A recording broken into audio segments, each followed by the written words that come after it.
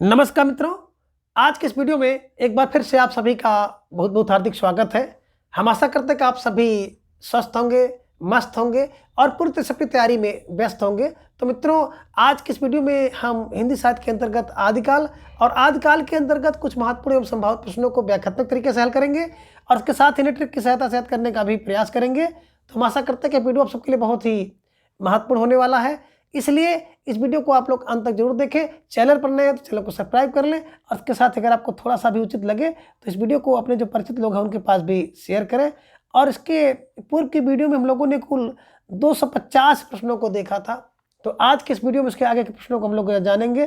तो जैसा कि स्क्रीन पर आप देख पा रहे हैं, प्रश्न संख्या 251 कि कुबलय माला कथा के रचनाकार हैं। आपको जवाब देना है और आप लोगों द्वारा एक रिक्वेस्ट की गई थी कि सर विकल्प आप ना पढ़ें, तो बिल्कुल आपकी रिक्वेस्ट को मानते हुए विकल्प मैं नहीं पढ़ूंगा। आपका जवाब आना चाहिए कि कुबलय माला के लेखक कौन है। और बिल्कुल मैंने आपको बताया था कि जो माला होती है, माला तन पर होती है, तो तन भार उद्दतन सूरी को ध्यान में रखिएगा और बिल्कुल इन्हें ऐसे दिमाग में रख लीजिएगा, है ना। कुबलय की माला तन पर होती है, तन फार उद्दतन सूरी को ध्यान में रखिएगा। और इसी से मिलती जुलती एक रचना है कुबलय यामा, यामा अप्पय दीक्षित, यामा अप्पय दीक्षित, ठीक है। चलिए, रोड कवि की एक रचना है राहुल बेल। दामोदर कवि की उक्त व्यक्ति प्रकरण, मैंने आपको बताया था उक्त व्यक्ति प्रकरण होता है दमदार होता है और एक व्याकरण ग्रंथ है। और ज्योतिश्वर ज्योति ज्योति वर्ण रत्नाकर, तो वर्ण को ज्योति में पढ़ो। ऐसे कुछ क्लू बनाइएगा और इन्हें अपने दिमाग में बैठा लीजिएगा। प्रश्न संख्या 252 आपके स्क्रीन पर आ गया कि अहमद मान की रचना है। अहमद मान की रचना यानी कि अब्दुल रहमान की रचना है। आपको जवाब देना है और ढेर सारे भाई बहनों का जवाब आगे से विकल्प बी को लॉक किया जाए। विकल्प बी संदेश राशक इज राइट आंसर, है ना। देखिए, संदेश को ही हम लोग क्या मानते हैं, रहम मानते हैं। अगर किसी का संदेश मिल जाए, किसी का मैसेज मिल जाए, तो आपको रहम मिल जाता है कि वो पहुंच गया या उसकी तैयारी अच्छी चल रही है, तो यही रहम है। संदेश क्या है, एक रहम है। तो रहमान की रचना है संदेश राशक, इसको आपको ध्यान में रखना होगा और बिल्कुल इसी तरह से आपको ऐसे बैठा लेना होगा। यहाँ पे आप देख रहे हैं ना, प्रकृत पैंगलम लक्ष्मीधर की रचना है। जयतन प्रकाश की बात करते हैं तो भट्ट केदार की रचना है। और प्रबंध की चिंता में व्यक्ति क्या हो जाता है, तुंग हो जाता है। तो तुंग फार मृतंग जी को ध्यान में रख लीजिएगा। प्रबंध चिंतामणि मृतंग जी की रचना है, ठीक है। चलिए, अब प्रश्न संख्या 253 8वीं शताब्दी के कवि नहीं है। जवाब आपको देना है कौन सा कवि है जो कि 8वीं शताब्दी का कवि नहीं है। आपका जवाब बड़ा प्यारा सा आ गया कि सर विकल्प बी को लॉक किया जाए, Hemchand Suri is right answer. Hemchand Suri प्रकृत का पाणिनि, शब्दानुशासन, है ना, इनके द्वारा लिखी गई रचना है शब्दानुशासन, है ना। तो हेमचंद की बात हम लोग करते हैं तो इनका जन्म जो है 11वीं शताब्दी में है। सरपा, सबरपा और शंभु ये 8वीं शताब्दी के कवि हैं, ध्यान में रख लीजिएगा। स्टार लगाकर इन्हें अपने नोटबुक में दर्ज कर लीजिएगा। प्रश्न संख्या 254 एक पुष्पदंत की प्रबंध रचना है। पुष्पदंत, जिसके दांत में पुष्प लगे हो तो पुष्प के दंत है जिसके, वह पुष्पदंत, है ना। कौन सी रचना इनकी है, प्रबंध रचना। आपको जवाब देना है। स्क्रीन पर आपके विकल्प 4 दिख रहे हैं और आपका जवाब आ गया। अक्सर विकल्प बी को लॉक किया जाए, इड़य कुमार चरिव इज राइट आंसर, है ना। अब मैंने बताया था कि इड़य कुमार के चरित्र को देखिए तो उस पर क्या करिए, आप तुरंत पुष्प चढ़ा दीजिए। महापुराण देखिए तो आप उस पर पुष्प चढ़ा दीजिए। ये ध्यान में आपको रखना था और बिल्कुल सही जवाब आप सबका आ गया। रिठड़े, मैंने आपको बताया था कि रिच और पाउच में चरित्र है स्वयं का। तो शंभु की रिठड़ेम चढ़ी और पाउम चिरू है और शंभु छांदस है, ध्यान में रखिएगा। भविष्यत कहा की बात करते हैं तो भविष्य के लिए क्या करिए, धन को पाल के रखिए। तो धनपाल जी की रचना है भविष्यत कहा, ठीक है। चलिए, प्रश्न संख्या 255 है कि मैथिली हिंदी में रचित गद्य की पहली पुस्तक। जवाब आप दीजिए कि मैथिली हिंदी में गद्य की पहली पुस्तक कौन सी है। और आपका बड़ा प्यारा सा जवाब आ गया कि पहली पुस्तक मैथिली में वर्ण रत्नाकर है। किसकी है, ज्योतिरीश्वर ठाकुर जी की है। ये ध्यान में आपको रखना है ना। और बात करें तो एक शब्दकोश है जिसका रचना काल 14वीं शताब्दी है, ये भी आपको ध्यान में रखना होगा, ठीक है। चलिए, प्रश्न संख्या 256 रचनाकार की दृष्टि से निम्नलिखित कृतियों का सही अनुक्रम क्या होगा, है ना। तो सही अनुक्रम क्या है आपको बताना होगा। और सब लोग जान रहे हैं कि सबसे पहले दोहा कोश होगा, दोहा कोश, श्रावकाचार, है ना, और इसके बाद संदेश राशक और फिर कीर्ति लता, यानी कि विकल्प ए इज राइट आंसर। जिन भाई बहनों ने विकल्प ए का चुनाव किया था बिल्कुल सही जवाब। दोहा कोश इसलिए कि दोहा कोश सरपा की रचना है 8वीं शताब्दी की। श्रावक का आचार देवसा होता है, देवसेन की रचना है, तो बिल्कुल 1933 में। संदेश राशक यानी कि रहम देता है, तो रहम फार 12 से 12, कहीं कहीं 12वीं 13वीं शताब्दी मिलता है, ध्यान में रख लीजिएगा। और कीर्ति लता, तो भैया कीर्ति की लता 1 3 और 2 3 होती है। कीर्ति की लता होती है ना, तो बिल्कुल 1 3 2 3 1 3 2 3 1 3 2 3 ऐसे कर लीजिएगा, कीर्ति लता 1 3 2 3, ये नहीं थी 1323 में। ठीक है, चलिए अब विद्यापति की रचना है। प्रश्न संख्या 257 है कि निम्नलिखित रचनाओं को उनके रचनाकार के साथ सम्मिलित करना है। तो बिल्कुल आपके सामने आ गया सूची 1 रचना, सूची 2 में रचनाकार, नीचे आपको कूट भी दिखाई दे रहा है। कुमार पाल प्रतिबोध की बात करते हैं, तो कुमार पाल का प्रतिबोध, पा से प्रतिबोध, पा से सोम प्रभु, है ना। जो पाल, कुमार पाल चरित्र कैसा होना चाहिए, चरित्र बिल्कुल हेम सा होना चाहिए, बोध सोम सा होना चाहिए। अब प्रबंध की चिंता में बैठ मृत्युंग हो जाता है। हमीर रासो सारंगधर की, समीर सारंगधर की है। तो इसके हिसाब से देखेंगे तो 1 का 3, 2 का आपने देखा कि 2, 1 का 3, 2 का 2 और सी का 1 और डी का 5, यानी कि विकल्प ए इज राइट आंसर। जिन भाई बहनों ने विकल्प ए का चुनाव किया था बिल्कुल सही जवाब। और बेहद सुंदर तैयारी आप सबके यहाँ पर दिख रही है, निश्चित रूप से आप सब बधाई के पात्र हैं। कुमार पाल प्रतिबोध 12वीं शताब्दी में, प्रबंध चिंतामणि 14वीं शताब्दी में, हमीर रासो 1357 विक्रम संवत और परमाल रासो 1230 में। सबको ध्यान में रखना है, ठीक है। जगनिक का परमाल रासो ये देख लीजिए। अब प्रश्न संख्या 258 निम्नलिखित रचनाओं को उनके रचनाकारों के साथ मिलाइए। और ये प्रश्न आपकी परीक्षा में पूछे जा सकते हैं, ये कि प्रश्न का स्वरूप बदला हुआ हो सकता है ना। देखिए, राठौरा रे ख्याति किसकी रचना है, तो राठौरा रे ख्याति किसकी है, जो दयालु टाइप के व्यक्ति होते हैं ना उनकी बड़ी ख्यात होती है। दयाल दास की बड़ी ख्याति है। बैराट पुराण ये लीजिए, है ना, गोरखनाथ का बैराट पुराण, जो बैराट पुराण है ना वो गोरखनाथ का है, ये ध्यान में आपको रखना है। पुष्पदंत के लिए तो उत्तर पुराण ही सही है। जिनदत्त सूर, जो दिनदत्त होता है वो उपदेश देता है, उपदेश रसायन रास, ये ध्यान में रखेंगे। तो विकल्प बी आप देख रहे हैं 5 4 3 2, बी इज राइट आंसर। ठीक है, चलिए प्रश्न संख्या 259 है कि सिद्धों की साधना में शून्य का पूरक तत्व कौन था, है ना। तो सिद्ध का पूरक तत्व कौन है आप बताइए, जवाब आपको देना था। और बिल्कुल सही जवाब आएगा, सिद्धों का जो पूरक तत्व होता है ज्ञान होता है। और ज्ञान देखेंगे ना, अगर कोई व्यक्ति सिद्ध होता है तो सिद्ध होने में उसका जो पूरक तत्व होता है ना वो कहीं न कहीं ज्ञान होता है। आपकी साधना, आपकी तपस्या, आपका परिश्रम जब शुद्ध होगा, जब आपके पास ज्ञान होगा। और ज्ञान ऐसे नहीं होता है, एक एक बोझ से घड़ा भरता है, और जब घड़ा भर जाएगा ना तो बिल्कुल उसमें से जो ज्ञान रूपी जल है वो गिरना शुरू हो जाएगा। ये ध्यान में आप रखिएगा, ठीक है। चलिए प्रश्न संख्या 260 है कि निम्नलिखित में से कौन व्याकरण ग्रंथ के रूप में प्रतिष्ठित है। आप बताइए कि कौन व्याकरण ग्रंथ के रूप में प्रतिष्ठित है। ढेर सारे भाई बहनों का जवाब आ गया कि सर विकल्प बी को लॉक किया जाए। उक्त व्यक्ति प्रकरण दमदार होता है तो बार बार पढ़िए, दामोदर शर्मा की रचना है, बार बार फार 1212 की रचना है।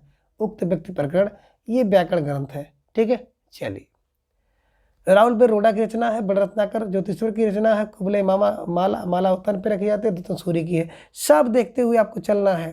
कुबले माला की बात करेंगे ना तो 9वीं शताब्दी में, राहुल बेरोड़ा 10वीं शताब्दी में, बड़ को बार बार पढ़ते 12वीं शताब्दी में, कीर्ति आपने यहाँ पे देखा उक्त व्यक्ति प्रकरण दमदार होता है 1212 में, ठीक है। चलिए प्रश्न संख्या 261 है कि कालक्रम के अनुसार संगत क्रम क्या है, आपको जवाब देना है। और ढेर सारे भाई बहनों का जवाब आ गया कि सर विकल्प बी को लॉक किया जाए, है ना।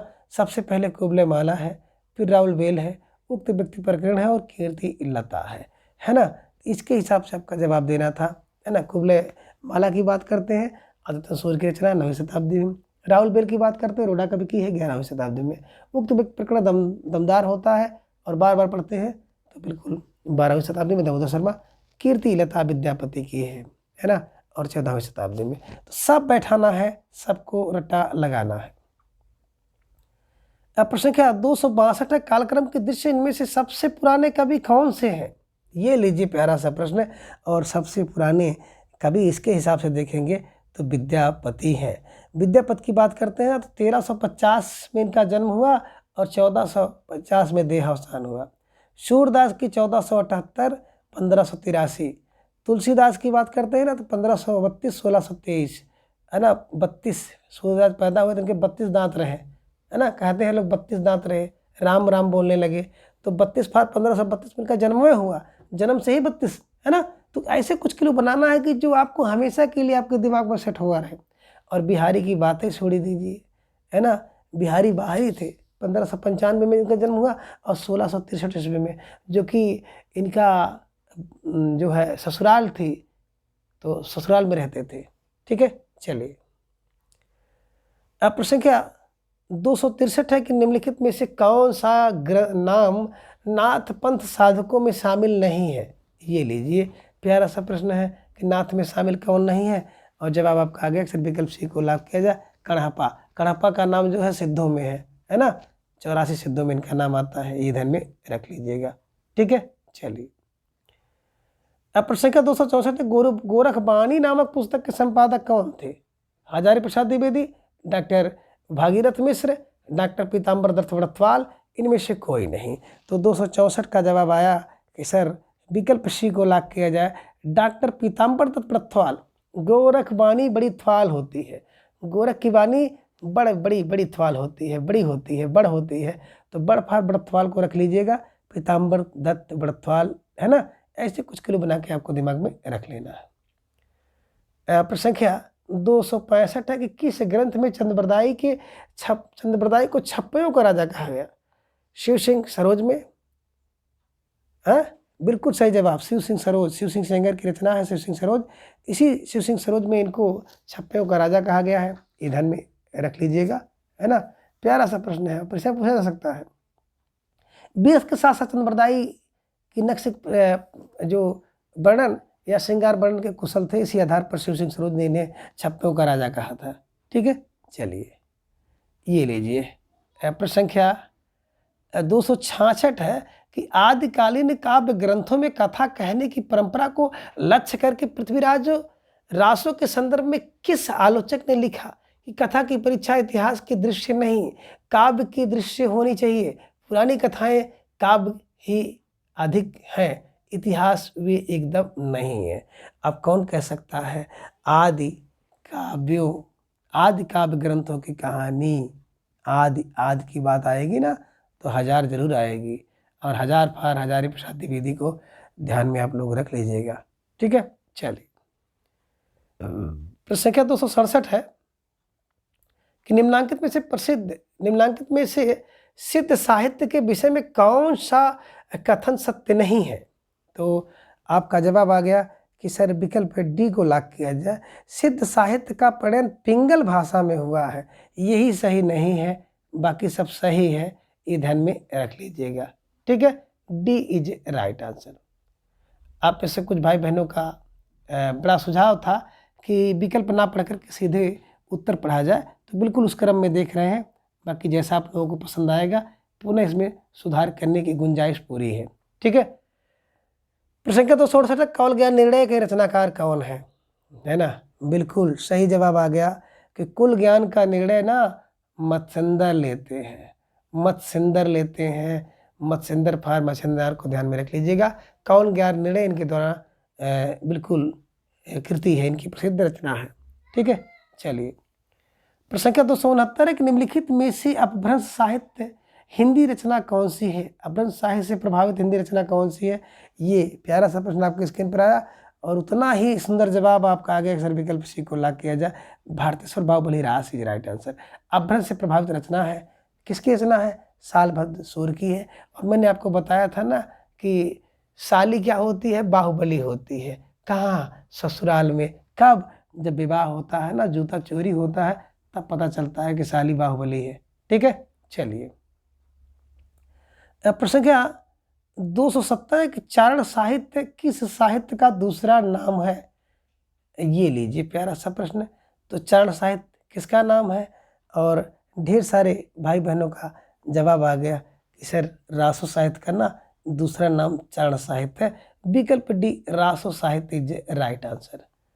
प्रश्न संख्या 271 है कि आदिकाल को सिद्ध सामंत युग किसने कहा है? आपका जवाब आया कि सर विकल्प को लाख किया जाए, राहुल शंकरतायन ने आदिकाल को सिद्ध सामंत कहा है। रामचंद्र शुक्ल ने की गाथा वीर गाथा है ना। राम के कुमार कहते हैं भैया संधि करो चारण करो, संधि उच्चारण कर। और जॉर्ज गियर्सन सन तो चार है, चार फार चारण कहते हैं आदिकाल को।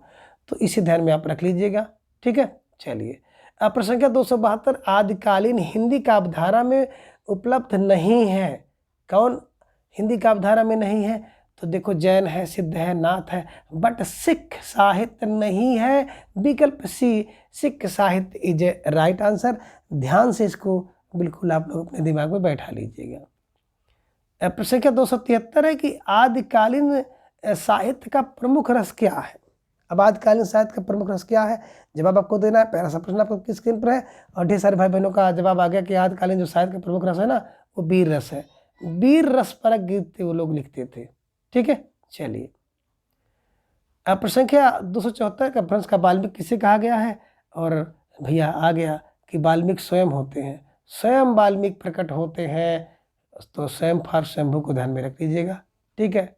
पुष्पदंत को भाषा की जड़ कहा जाता है, भवभूत कहा जाता है, कवि कुल तिलक है, कवि कुल रत्नाकर है। तो ये ध्यान में रख लीजिएगा। धनपाल की रचना भविष्यत कहा है। सालभद्र सूरी सूरी साली बाहुबली होती है। भारत से बाहुबली रास इनके द्वारा लिखा गया रचना है, ग्रंथ है। प्रश्न संख्या 275 किस विद्वान ने हिंदी साहित्य के प्रारंभिक काल को वीर गाथा काल नाम दिया? ओहो, किसकी वीर गाथा? तो भैया हो रामचंद्र शुक्ल की गाथा जो है ना, वो वीर गाथा है। वीर गाथा यानी कि रामचंद्र शुक्ल जी ने आदिकाल को वीर गाथा काल कहा है। ये आपको ध्यान में रखना है और इत्मीनान के साथ इसे छाप लेना है दिमाग में। प्रश्न संख्या 276 है कि चंद्रप्रदाय किसके दरबारी कवि थे? अब जिसकी रचना लिखेंगे उसी के दरबारी कवि थे। तो चंद्रमा के वरदान से पृथ्वी पर राज करो, पृथ्वी पर राज करो, यानी कि महाराज पृथ्वीराज चौहान के दरबारी कवि थे। या आप कह सकते हैं कि उनके आश्रयदाता कवि थे। और इन्होंने किया क्या कि उनके जीवन की जितनी उपलब्धियां थीं सबको इन्होंने पृथ्वीराज रासो नामक काव्य ग्रंथ में लिखा है। इनके शौर्य और वीरता पराक्रम का अंकन किया है और जयचंद को देशद्रोही के रूप में भी प्रस्तुत करने का पूरा कार्य किया है इस चंद्रप्रदायी महोदय जी ने, है ना। और एक नाम और आपको मिलता है जगनिक का परमाल रासो। ठीक है, चलिए। प्रश्न संख्या 277 पृथ्वीराज रासो किस कवि की रचना है? अभी आपने देखा था उसी का मिलता जुलता। और पृथ्वी पर राज करो चंद्रमा के वरदान के, पृथ्वी पर राज करो चंद्रमा के वरदान से, यानी कि चंद्रप्रदाय जी की रचना है पृथ्वीराज रासो। ये ध्यान में रख लीजिएगा। ठीक है। और आचार्य रामचंद्र शुक्ल जी ने चंद्रप्रदाय को हिंदी का प्रथम महाकाव्य और इनके द्वारा रचित जो पृथ्वीराज रासो को हिंदी का प्रथम महाकाव्य तक कह दिया। वीर और श्रृंगार रस की इसमें प्रधानता है, ये भी ध्यान में रखिएगा, है ना। और इसमें कुल 69 सर्ग हैं, 68 प्रकार के छंदों का प्रयोग किया गया है। और यही जयचंद हैं जिनके ग्रंथ पृथ्वीराज रासो को छप्पयों का बिल्कुल राजा कहा गया है। शिव सिंह शेंगर ने कहा है और अपनी जो पुस्तक शिव सिंह सरोज में कहा है। तो सब चीज़ें एक तरह एक जगह अगर आप इकट्ठा कर लेंगे तो निश्चित रूप से आप सबके लिए बड़ा ही कारगर साबित होगा। और मेरे द्वारा भी कुछ प्रयास किया जा रहा है, लेकिन चूंकि समय का अभाव रहता है, विद्यालय और भी चीज़ें देखने के बाद इतना समय नहीं मिल पाता। लेकिन मेरे द्वारा एक नोट्स तैयार की जा रही है, हो सकता है कि जल्द ही, और जल्द नहीं तो कुछ विलम्ब से आपको देखने को ज़रूर मिलेगी। और उस नोट्स को पढ़ने के बाद आपको कहीं भटकने की कोई ज़रूरत ही नहीं पड़ेगी। ठीक है, चलिए। प्रश्न संख्या 278 है कि शंभु को हिंदी का प्रथम कवि माना है। अब किसने शंभु को माना? तो मैंने आपको बता लिया था ना कि राम के कुमार जो है ना वो स्वयं को शंभु मानते हैं, इसीलिए घोड़ा पकड़े हैं तो कहते संधि करो चारण करो। तो आदिकाल को संधि एवं चारण काल कहने वाले राम के कुमार हैं, स्वयंभू कहने वाले यानी कि शंभु को प्रथम कवि कहने वाले राम कुमार हैं। तो राम कुमार वर्मा को बैठाना है और दिमाग में ऐसे ही गूंथ लेना है, ठीक है। जबकि गणपत चंद्र गुप्त ने हिंदी साहित्य का अपने वैज्ञानिक इतिहास में साल भर शूद्र को माना है पहला कवि, ठीक है। चलिए प्रश्न संख्या 279 है कि सिद्ध साहित्य में प्रचलित महामुद्रा शब्द का अभिप्राय क्या है। महामुद्रा है ना, बिल्कुल आपका जवाब आया। अक्सर विकल्प सी को लाग किया जाए, है ना। सिद्धि प्राप्त हेतु स्त्री संसर्ग, महामुद्रा सिद्ध प्राप्त के लिए स्त्री जो संसर्ग होता है उसी को महामुद्रा कहा गया है सिद्धों में। ये आप ध्यान में रख लीजिएगा, कहीं नोट कर लीजिएगा, हो सकता है किसी परीक्षा में आपको देखने को ये मिल जाए, ठीक है। चलिए प्रश्न संख्या 280 आपके स्क्रीन पर आ गया और थोड़ा सा सावधानी के साथ अब इसको प्रश्न को देखिएगा कि आल्हा और उदल नामक दो वीर सरदारों की वीरता पूर्ण लड़ाइयों का वर्णन कहाँ पर है, हैं? और आपका जवाब आया कि सर आल्हा और उदल नामक दो वीर सरदार की लड़ाइयों का वर्णन परमाल रासों में है। और इसी परमाल रासों जो रचना है, परमाल निक निक होता है जग में, जग में माल होता है, निक निक होता है। तो परमाल रासो जगनिक की रचना है। और इसी परमाल रासों में एक खंड है आल खंड, जिसमें आल्हा और उदल नामक दो वीर सरदारों का वर्णन किया गया है। 1230 ईस्वी में रचना की गई है, ये ध्यान में रखिएगा। वीर गीत काव्य है और उत्तर प्रदेश के पूर्वी भागों में ये जो वर्षा ऋतु होती है ना तो बिल्कुल गाया जाता है, ध्यान में रख लीजिएगा।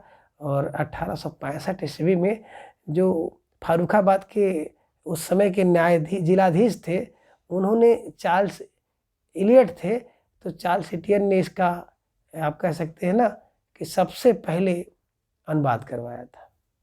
तो ये ध्यान में आपको रखना होगा, ठीक है। अब प्रश्न संख्या 281 है कि नाथ पंथ के प्रणेता कौन थे। लो भैया, नाथ पंथ के प्रणेता गोरखनाथ। बोले गोरख के रहते रहे हुए कौन नाथ पंथ का प्रणेता हो सकता है? गोरख के रहते हुए नाथ पंथ का प्रणेता कौन हो सकता है? यानी कि नाथ पंथ का प्रणेता गोरखनाथ है, ध्यान में रखिएगा। बैठाना है तो बैठाना है, सिलेक्शन लेना है तो कुछ अलग करना है। प्रश्न संख्या 282 है कि निम्नलिखित पंक्तियां किस कवि की हैं। खने खन नयन कौ अनुसरई, खने खन बसन धूल तन भरई। ये पंक्ति किसकी है? आपको जवाब देना है। प्यारा सा प्रश्न आपके स्क्रीन पर है और ढेर सारे भाई बहनों का जवाब भी आ गया कि खने खन नयन को अनुसरई, ये विद्यापति की पंक्ति है, ध्यान में रख लीजिएगा। स्टार लगाकर इसे अपने नोटबुक में दर्ज कर लीजिएगा। संख्या 283 है कि अपभ्रंश का भवभूत किसे माना गया है।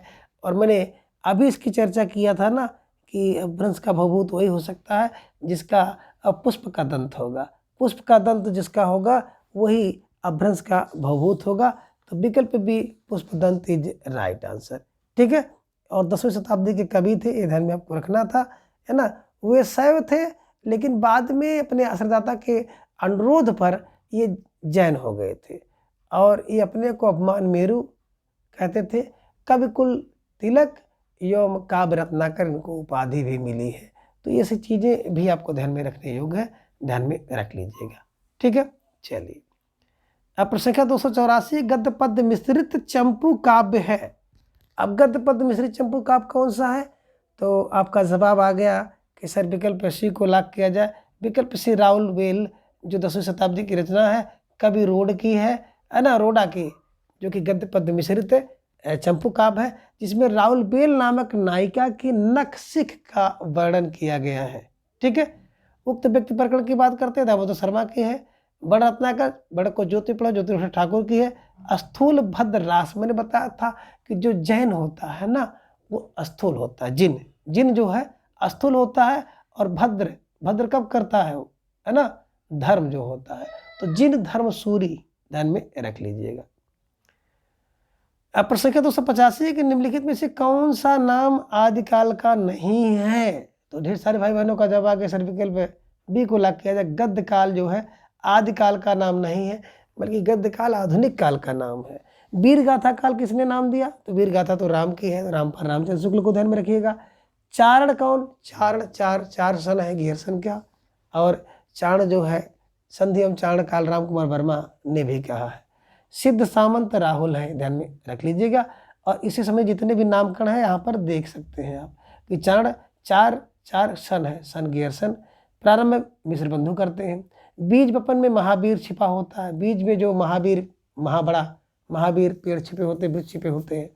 वीर गाथा राम की है, सिद्ध सामंत राहुल का है, वीर काल तो विश्वनाथ का है, संधि एवं चारण डॉक्टर राम कुमार वर्मा का, और आदि हजारी है ना, 1 2 3 4 5 आदि हजार पर हजार की शादी विधि को ध्यान में रखिएगा। ठीक है, चलिए। अब प्रश्न संख्या 286 है कि इनमें से कौन सा कवि अमीर आदिकाल का नहीं है? इनमें एक कवि जो आदिकाल का नहीं है वो है विकल्प सी नाभादास, कि नाभा जड़ हरिश्चंद्र कहावत है ना, सत्य भीम गोरख मोहि भावत है ना। हे नाभा दास की बात करते हैं ना, तो ये बिल्कुल राम भक्त शाखा के कवि हैं। ठीक है, तो नाभा इसमें नहीं आते हैं, ध्यान में रख लीजिए। अब प्रश्न संख्या 287 है कि इनमें से कौन सी रचना आदिकाल की नहीं है? आदिकाल की रचना है, एक रचना आदिकाल की है, बाकी सब नहीं है। तो विद्यापति की जो पदावली है यही आदिकाल की रचना है। विद्यापति आदिकाल के हैं, बाकी सूरसागर सूरदास का भक्ति काल के अंतर्गत, विजय कबीर का है भक्ति के अंतर्गत है, भ्रमर गीत सूरदास का है भक्ति के अंतर्गत है। तो जिन भाई बहनों ने विकल्प बी का चुनाव किया था बिल्कुल सही जवाब, बेहद तैयारी आप सबके यहाँ पर दिख रही है। निश्चित रूप से आप सब लाख लाख बधाई के पात्र हैं। अब प्रश्न संख्या 288 कि इनमें से कौन सी भाषा आदिकाल की है? तो आदिकाल की भाषा मैंने आपको बताया था कि आदिकाल के लोग जो डींग मारते थे, डींग फॉर डिंगल भाषा है, ध्यान में रख लीजिएगा। ठीक है, चलिए। अब प्रश्न संख्या 289 है कि अपभ्रंश के प्रथम महाकवि कौन थे? हेमचंद्र, शंभू, रामचंद्र, सोम प्रभु सूर्य। तो अपभ्रंश के महाकवि कौन थे? अब आपको जवाब देना है, और 289 का आपका जवाब भी आ गया कि अपभ्रंश के जो महाकवि थे वो स्वयं थे, स्वयं फॉर शंभू, ध्यान में रखिएगा, जो कि पाउच में रिच में शंभू छांदस। तो पाउन चरु, इठड़ेम चरु और शंभू छांदस इनके द्वारा रचनाएं हैं। स्वयं को ये क्या कहते हैं? महाकवि कहते हैं, और स्वयं को वाल्मीकि कहते हैं, और स्वयं को कहीं कहीं इनके बारे में व्यास भी लिखा जाता है कि वाल्मीकि और व्यास कहा जाता है।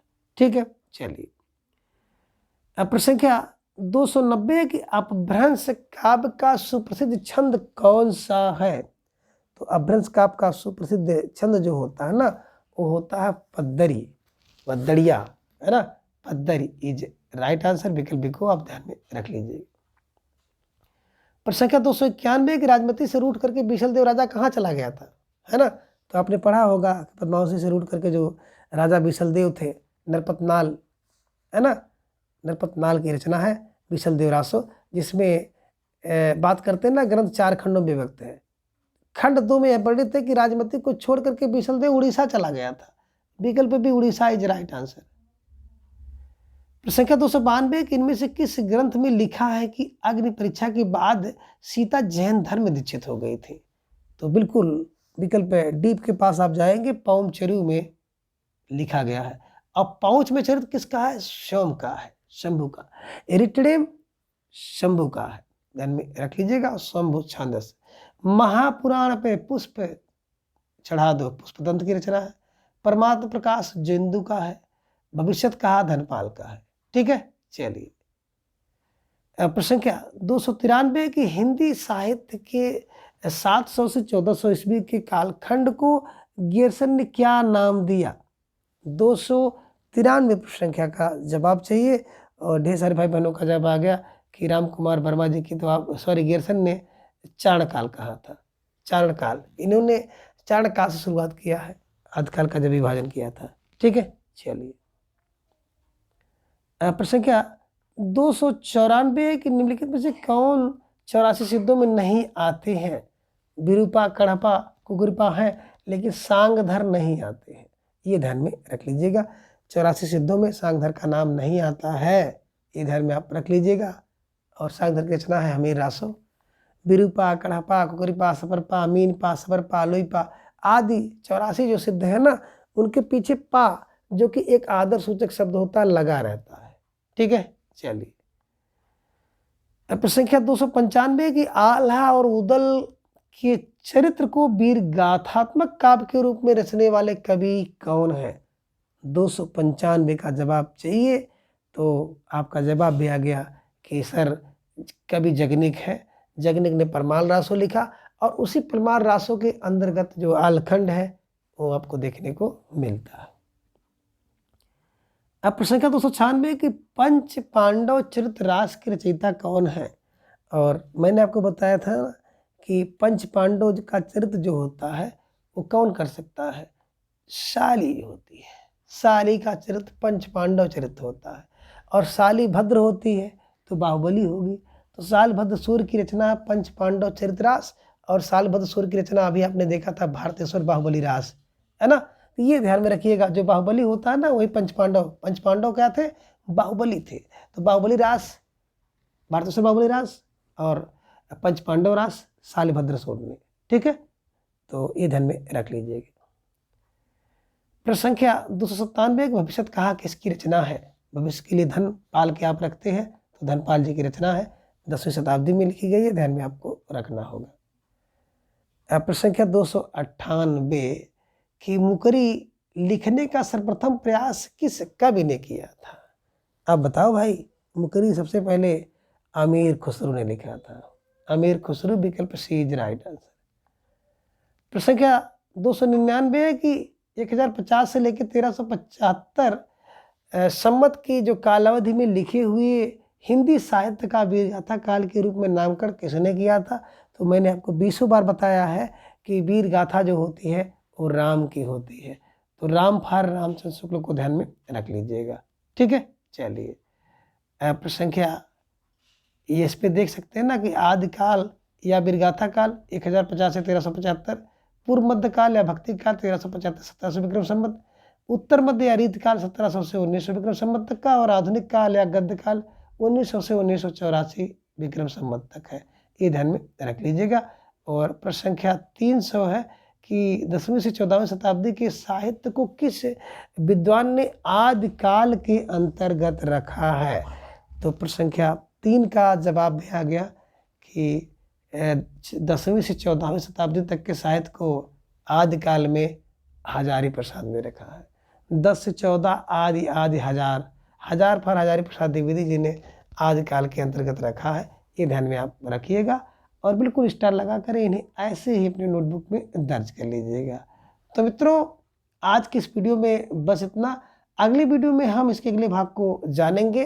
तब तक के लिए आप सभी अपना बेहद ख्याल रखें और अपना अधिक से अधिक समय अपने अध्ययन पर लगाएं।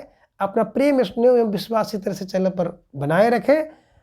और अगर आपको विस्तृत रूप से पढ़ना है तो ट्रिकी वे में है, विस्तृत रूप से है। आप चैनल की प्लेलिस्ट पे जाइएगा, पीजीटी हिंदी के पाठ्यक्रम को देखिएगा, पूरा का पूरा पाठ्यक्रम है, आप आराम से पढ़ सकते हैं। ट्रिकी वे में है, विस्तृत रूप से है। तो जो भाई बहन नहीं पढ़े हैं, पढ़ना चाहते हैं तो जाकर के पढ़ सकते हैं। धन्यवाद, नमस्कार, बाय बाय।